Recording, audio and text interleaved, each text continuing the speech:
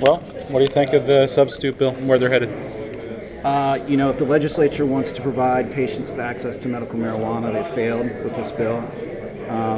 The bottom line is there's going to be very few Ohio doctors that are going to be willing to participate in a system so filled with red tape and restrictive requirements. It takes 2 years under their bill for this system to even be implemented.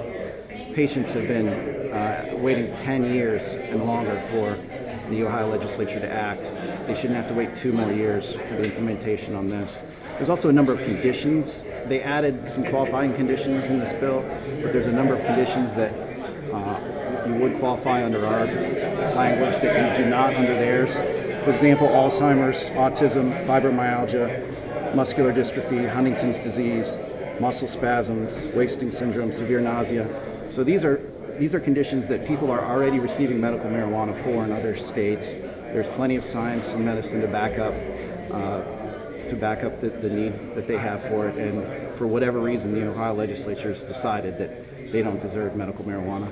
The other thing that kind of I find really fascinating about this is that the speaker made a big deal about, we need to do this in the people's house. The people's house need to make the decisions on medical marijuana, but what do but punt all the important decision making on the business side of things to an unelected commission that's stacked with political appointees. We won't know who's on that commission.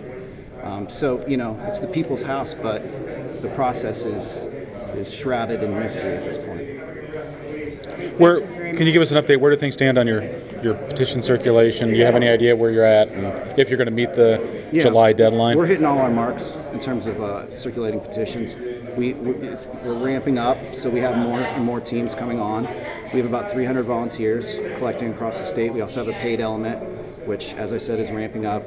We're hitting all of our marks. We're definitely into the tens of thousands. I don't have an exact number for you, but we're doing really well. Meaning you'll meet the July 6th deadline. Absolutely. This question may have already